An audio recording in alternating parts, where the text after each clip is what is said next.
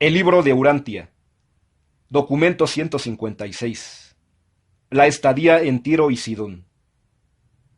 El viernes 10 de junio por la tarde, Jesús y sus asociados llegaron a las cercanías de Sidón, donde se detuvieron en la casa de una mujer pudiente que había sido paciente en el hospital de Betsaida, en los tiempos en que Jesús estaba en la cumbre del favor popular. Los evangelistas y los apóstoles se alojaron con amigos de ella en el vecindario inmediato y descansaron el día del sábado en un ambiente sereno. Pasaron casi 2 semanas y media en Sidón y en sus cercanías antes de prepararse para visitar las ciudades costeras del norte. Este sábado de junio fue de gran tranquilidad. Los evangelistas y los apóstoles estaban completamente absortos en sus meditaciones sobre los discursos del Maestro acerca de la religión que habían escuchado camino a Sidón. Todos eran capaces de apreciar algo de lo que él les había dicho, pero ninguno de ellos comprendía plenamente la importancia de su enseñanza. 1. La mujer siria. Cerca de la casa de Carusca, donde se alojaba el maestro, vivía una mujer siria que mucho había oído sobre Jesús como gran curador y maestro, y este sábado por la tarde vino con su hijita. La niña, de unos 12 años de edad, estaba afligida por un doloroso trastorno nervioso que se caracterizaba por convulsiones y otras manifestaciones penosas. Jesús se había encargado a sus asociados que a nadie dijera nada de su presencia en la casa de Carusca, explicando que deseaba descansar. Aunque ellos obedecieron las instrucciones de su maestro, la criada de Carusca fue a la casa de esta mujer siria. Norana, para informarle que Jesús se hallaba alojado en la casa de su ama, y urgió a esta madre ansiosa que trajera a su hija afligida para que la curara. Esta madre, por supuesto, creía que su hija estaba poseída por un demonio, un espíritu impuro.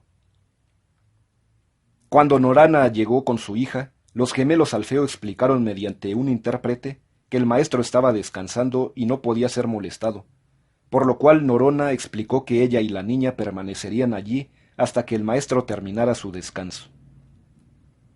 Pedro también trató de razonar con ella y de persuadirla que volviese a su casa.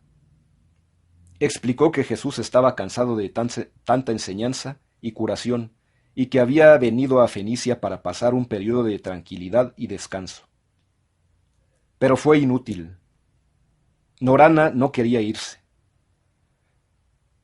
Ante las exhortaciones de Pedro, ella también solo replicó: No me iré hasta tanto no haya visto a vuestro maestro. Yo sé que él puede echar el demonio que posee a mi hija, y no me iré hasta que el curador haya visto a mi hija. Entonces Tomás trató de despedir a la mujer, pero tampoco tuvo éxito. Ella le dijo a él: Tengo fe de que vuestro maestro puede echar a este demonio que atormenta a mi hija.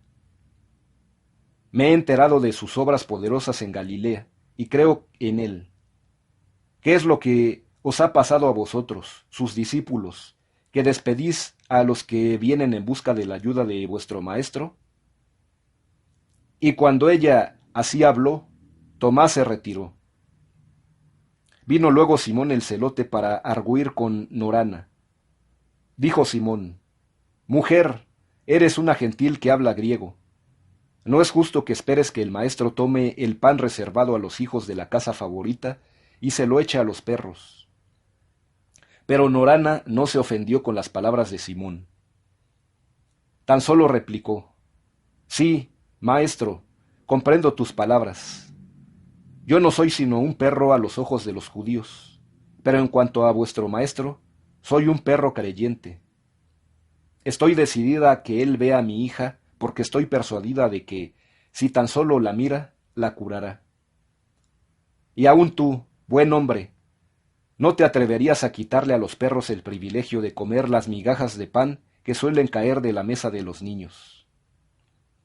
Precisamente en ese momento la niña sufrió una violenta convulsión delante de todos ellos, y la madre gritó: He aquí bien podéis ver que mi hija, que mi niña está poseída por un mal espíritu.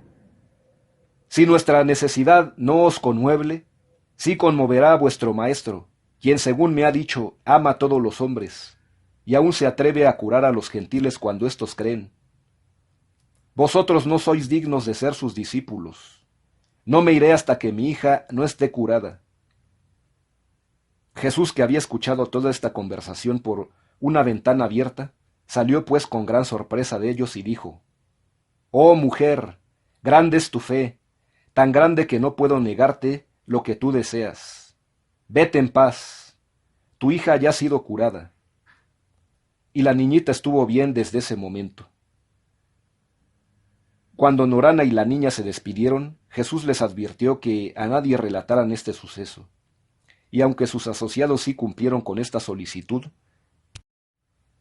la madre y la niña no cesaron de proclamar el hecho de la curación de la pequeña a lo largo y a lo ancho de la región, y aun en Sidón, tanto que Jesús halló conveniente mudarse de residencia pocos días más tarde.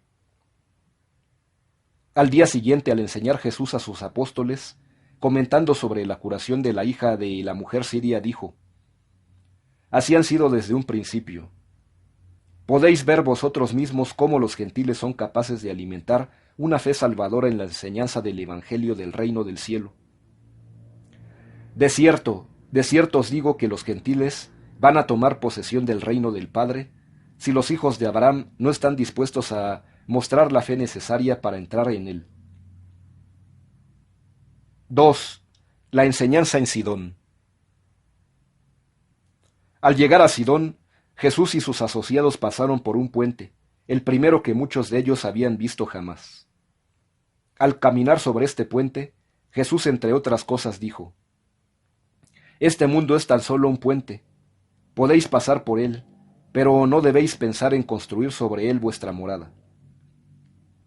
Mientras los 24 comenzaron su labor en Sidón, Jesús fue a residir en una casa al norte de la ciudad, la casa de Justa y de su madre Berenice.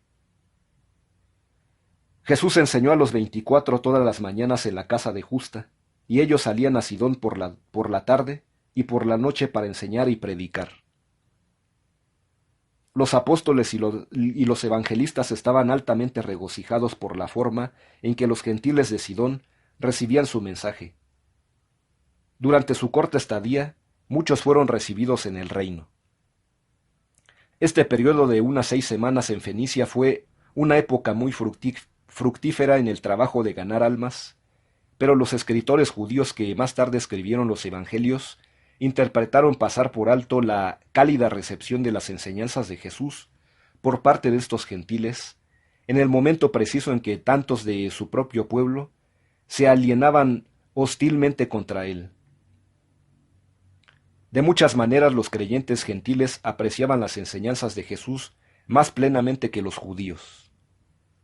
Muchos de estos ciro-fenicios de habla griega llegaron a saber no sólo que Jesús era como Dios, sino también que Dios era como Jesús. Estos así llamados paganos alcanzaron a comprender bien las enseñanzas del Maestro sobre la uniformidad de las leyes de este mundo y del universo entero. Alcanzaron a entender la enseñanza de que Dios no hace acepción de personas, razas o naciones, que no hay favoritismos para el Padre Universal, que el universo es completamente y para siempre respetuoso de la ley e infaliblemente confiable. Estos gentiles no tenían miedo de Jesús.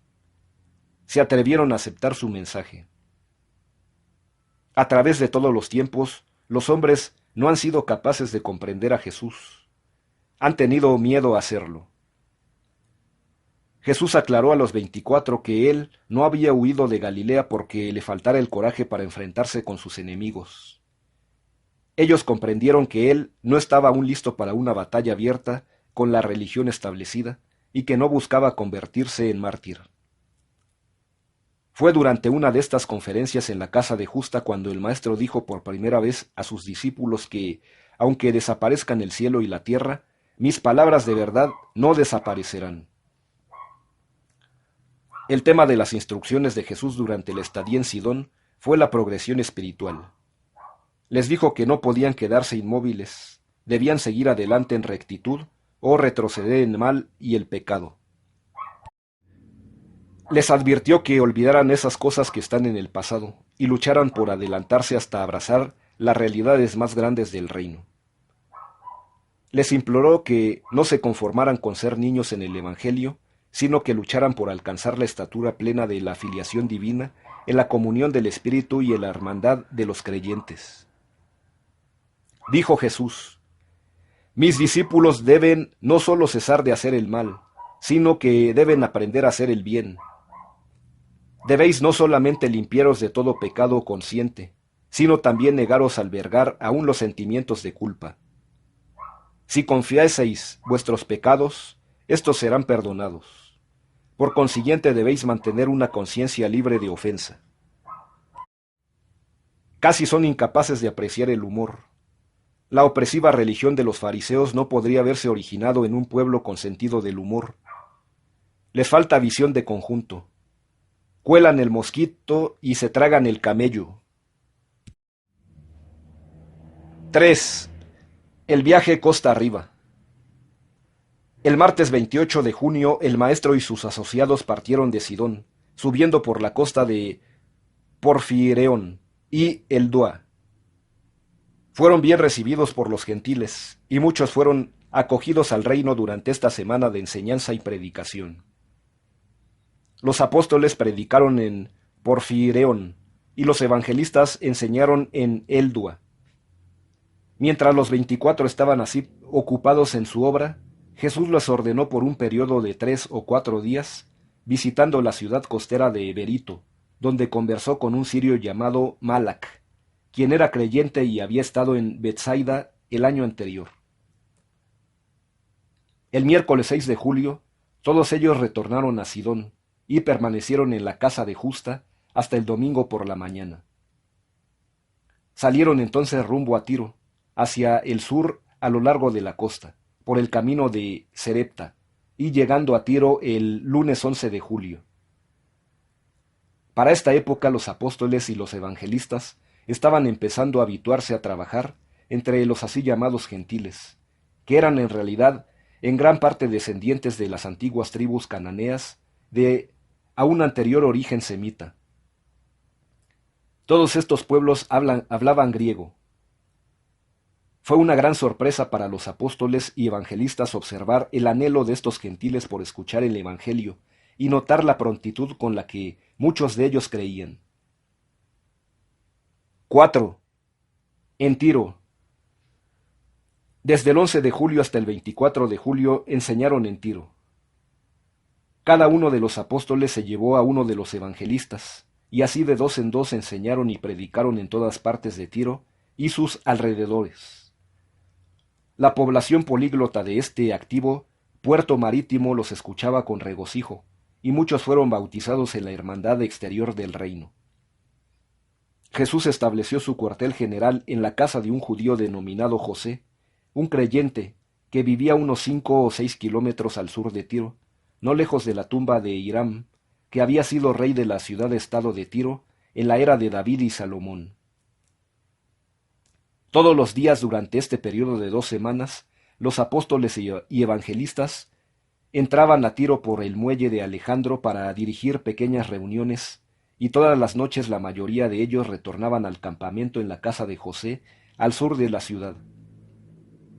Todos los días los creyentes salían de la ciudad para hablar con Jesús en su lugar de descanso.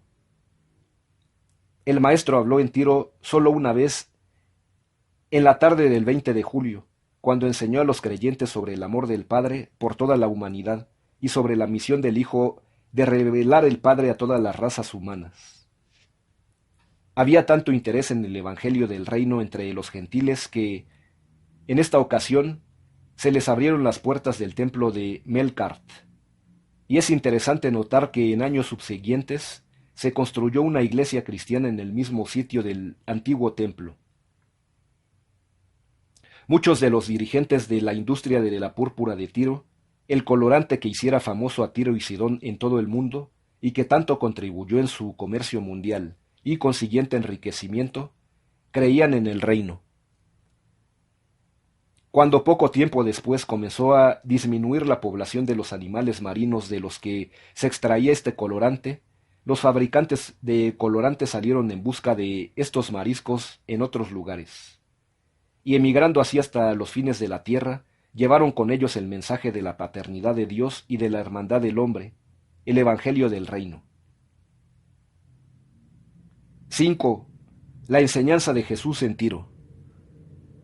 Este miércoles por la tarde, durante su discurso, Jesús primero relató a sus seguidores la historia del lirio blanco que levanta su pura cabeza nevada hacia el sol, mientras que sus raíces están metidas en el lodo y el barro del suelo tenebroso. Del mismo modo, dijo él, el hombre mortal, aunque tenga las raíces de su origen y ser en el suelo animal de la naturaleza humana, puede por la fe elevar su naturaleza espiritual al sol de la verdad celestial y dar realmente los nobles frutos del Espíritu. En el curso de este mismo sermón Jesús utilizó la primera y única parábola que tenía que ver con su propio oficio, la carpintería. Al advertir que es necesario establecer buenos cimientos para el crecimiento de un carácter noble con dotes espirituales, él dijo: para dar frutos del Espíritu, debéis haber nacido del Espíritu. Debéis ser enseñados por el Espíritu y ser conducidos por el Espíritu si queréis vivir una vida llena del Espíritu entre vuestros semejantes. Pero no cometáis el error del tonto carpintero que pierde tiempo valioso encuadrando, midiendo y cepillando su madera carcomida por los gusanos e interiormente podrida, y luego, después de haber puesto tanto de su trabajo en esta viga inútil, tiene que rechazarla, puesto que no es adecuada para los cimientos del edificio que se va a construir, el cual debe ser capaz de resistir los embates del tiempo y las tormentas.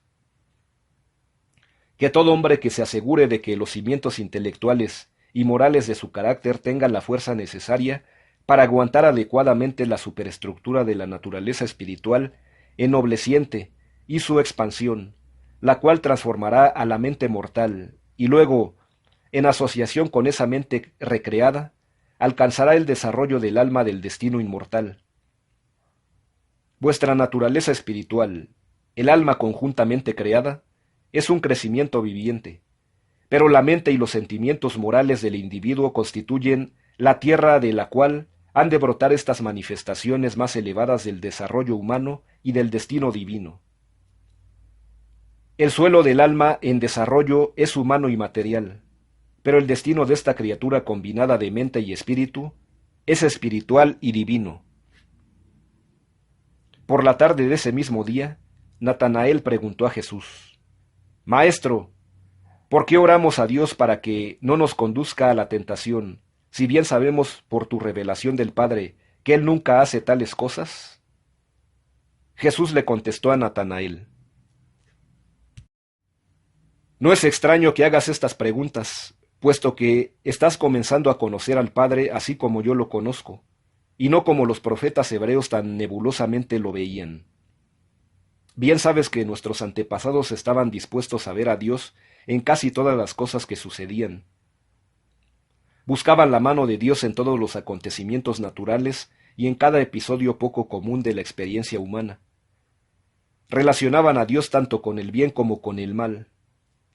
Pensaban que había ablandado el corazón de Moisés y endurecido el corazón del faraón.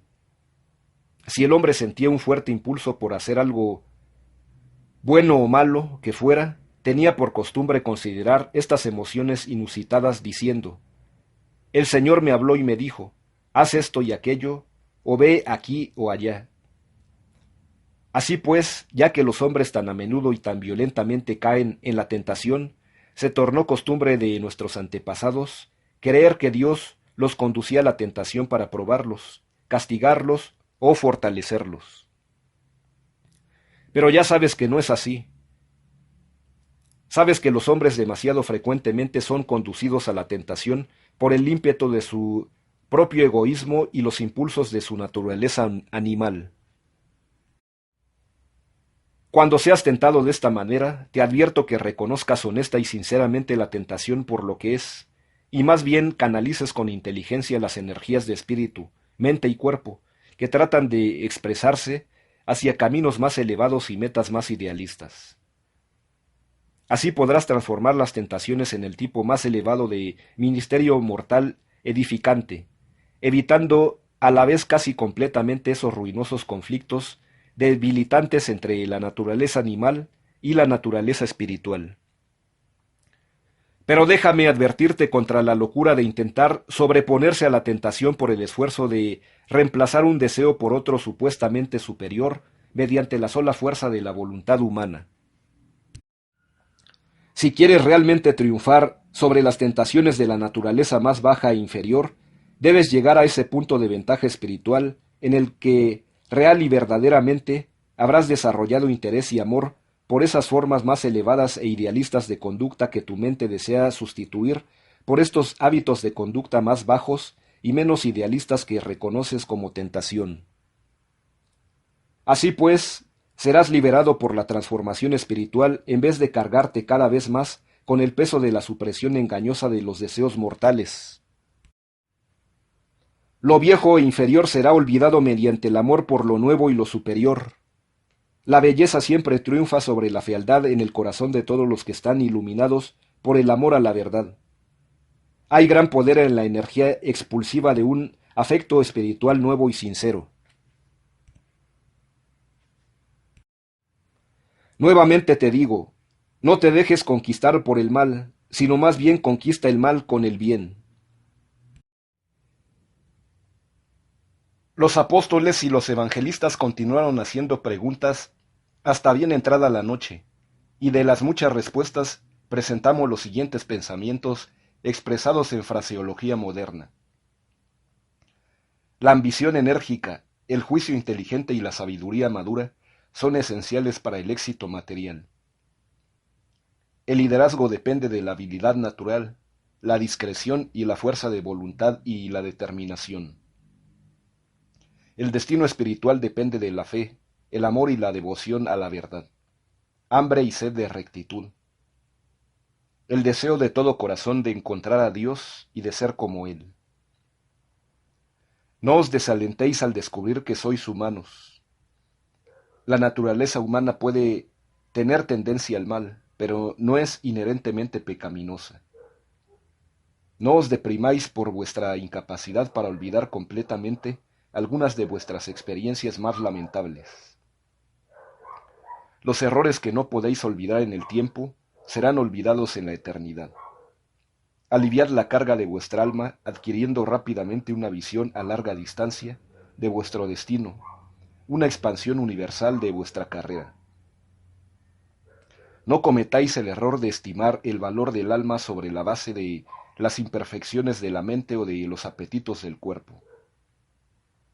No juzguéis al alma ni midáis su destino por el metro de un solo episodio humano desafortunado.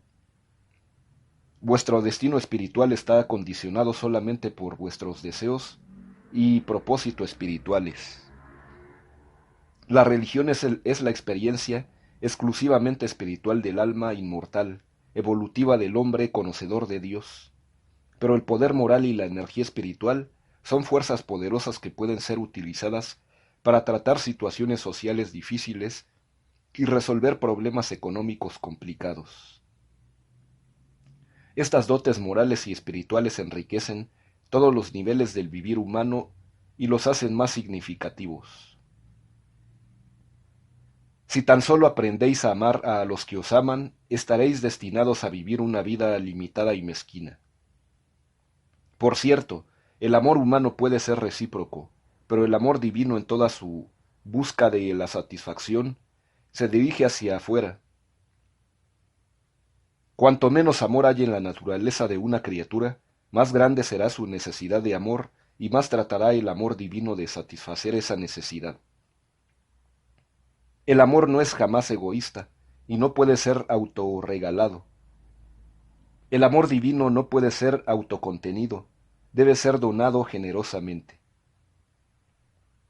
Los creyentes del reino deben tener una fe implícita, una creencia de toda el alma en el triunfo seguro de la rectitud. Los constructores del reino no deben dudar de la verdad del Evangelio de la salvación eterna. Los creyentes deben aprender cada vez más a apartarse del bullicio de la vida, escapar de los agobios de la existencia material, mientras refrescan su alma, inspiran la mente y renuevan el espíritu mediante la comunión de adoración. Los individuos conocedores de Dios no desalientan por la desgracia ni se deprimen por las desilusiones. Los creyentes son inmunes a la depresión, consiguiente a los cataclismos puramente materiales. Los que viven en el espíritu no están perturbados por los episodios del mundo material. Los candidatos para la vida eterna practican una técnica vigorizante y constructiva para enfrentarse a todas las vicisitudes y todos los agobios de la vida mortal. Cada día que vive un verdadero creyente encuentra más fácil hacer lo que es recto. La vida espiritual aumenta poderosamente el verdadero respeto de sí mismo. Pero el autorrespeto no significa autodeterminación.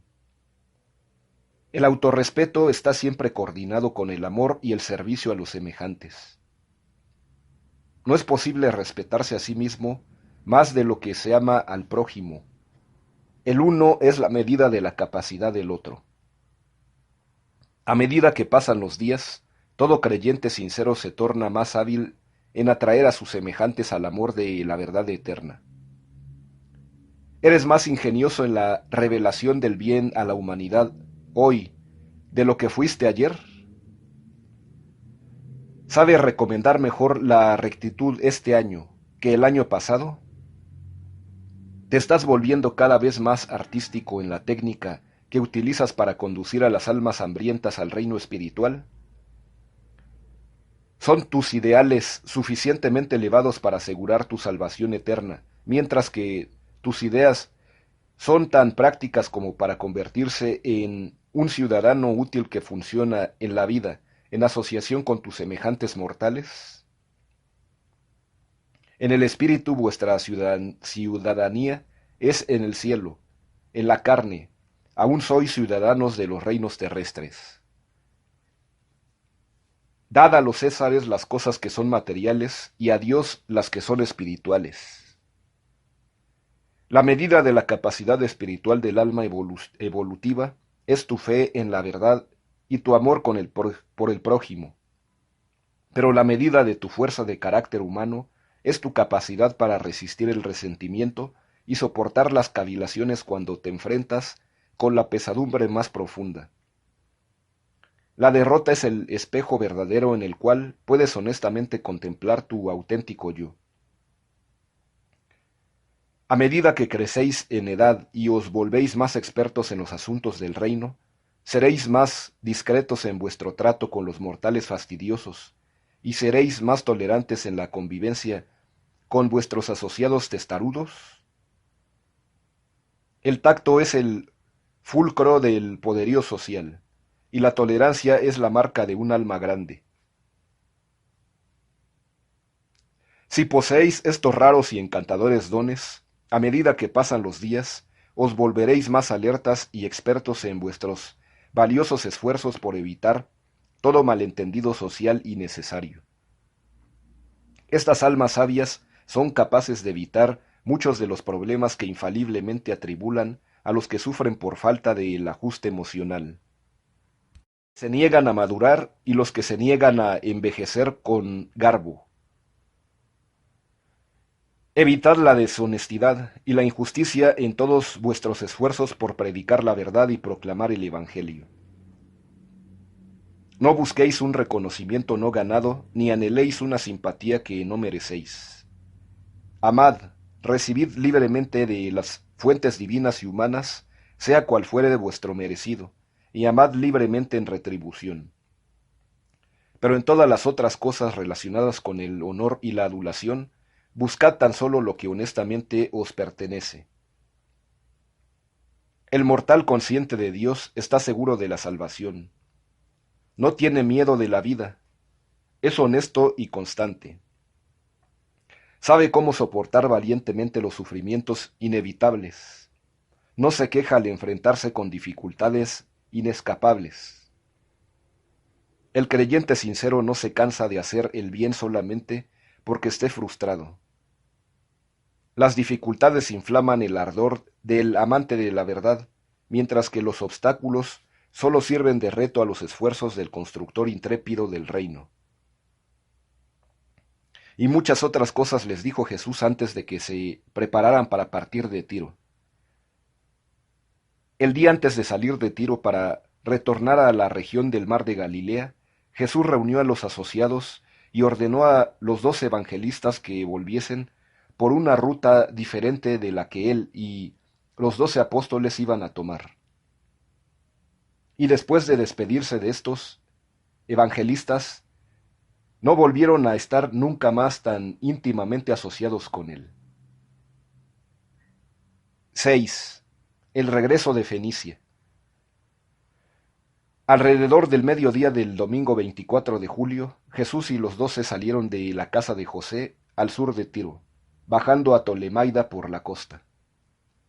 Allí permanecieron durante un día, hablando palabras de consuelo al grupo de creyentes que allí residían. Pedro les predicó la noche del 23 de julio. El martes partieron de Tolemaida, dirigiéndose tierra adentro al este, hasta cerca de Jotapata, por el camino de Tiberias. El miércoles se detuvieron en Jotapata y dieron más instrucciones a los creyentes sobre las cosas del reino. El jueves salieron de Jotapata, dirigiéndose al norte por el camino de Nazaret, monte Líbano, a la aldea de Zabulón, por el camino de Ramá. Celebraron reuniones en Ramá el viernes y se quedaron el sábado. Llegaron a Zabulón el domingo 31. Celebraron una reunión esa noche y partieron a la mañana siguiente. Al partir de Zabulón caminaron hasta encontrar el camino de Magdala, Sidón, cerca de Giscala, y de ahí se abrieron camino a Genezaret por la costa occidental del lago de Galilea, al sur de Capernaum, donde planeaban encontrarse con David Zebedeo, y donde tenían la intención de consultar sobre el próximo paso a tomar en el trabajo de predicación del Evangelio del Reino. Durante una breve reunión con David, se enteraron de que muchos líderes estaban en ese momento reunidos en el lado opuesto del lago, cerca de Queresa, y por consiguiente, esa misma noche cruzaron el lago en barca. Descansaron tranquilamente en las colinas un día entero, dirigiéndose al día siguiente al parque cercano, donde el maestro alimentó a los 5,000. Aquí descansaron unos 3 días y celebraron conferencias diarias a las que asistieron unos 50 hombres y mujeres. Los que quedaban del grupo otrora, numerosos de creyentes que residían en Capernaum y sus alrededores. Durante la ausencia de Jesús en Capernaum y Galilea, el periodo de su estadía en Fenicia, sus enemigos concluyeron que todo el movimiento había sido destruido, que la prisa de Jesús en alejarse de ahí era prueba de un gran temor, y que probablemente ya nunca más volvería a importunarlos. Había amainado prácticamente toda oposición activa a sus enseñanzas. Nuevamente los creyentes reanudaban sus reuniones públicas y se estaban cimentando en una consolidación gradual, pero eficaz de los sobrevivientes probados y sinceros, después del gran torbellino que acababan de pasar los creyentes del Evangelio. Felipe, el hermano de Herodes, se había vuelto un creyente a medias en Jesús y envió un mensaje al maestro, informándole que podía vivir y trabajar libremente en sus tierras. El mandato de cerrar las sinagogas de todo el mundo judío a las enseñanzas de Jesús y a sus seguidores había tenido un efecto adverso sobre los escribas y fariseos. Al desaparecer Jesús como objeto de controversia, inmediatamente se produjo una reacción en todo el pueblo judío. Hubo un resentimiento general contra los fariseos y los líderes del Sanedrín de Jerusalén. Muchos de los rectores de las sinagogas comenzaron subrepticiamente a abrir sus sinagogas a Abner y a sus asociados, declarando que estos instructores eran seguidores de Juan y no discípulos de Jesús. Aún Herodes Antipas experimentó un cambio de sentimiento, y al enterarse de que Jesús estaba residiendo al otro lado del lago, en el territorio de su hermano Felipe, le envió un mensaje que decía que, aunque él había firmado órdenes para su captura en Galilea, no había autorizado su arresto en Perea, indicando de esta manera que Jesús no sería molestado si permanecía fuera de Galilea, y comunicó esta misma decisión a los judíos de Jerusalén. Esa era pues la situación alrededor del 1 de agosto del año 29 después de Jesucristo, cuando el maestro retornó de la misión de Fenicia y comenzó la reorganización de sus fuerzas desparramadas, probadas y diezmadas para el último y memorable año de su misión en la tierra. Al prepararse el maestro y sus asociados para comenzar la proclamación de una nueva religión, la religión del Espíritu de Dios viviente, que reside en la mente de los hombres, las cuestiones a batallarse están bien definidas.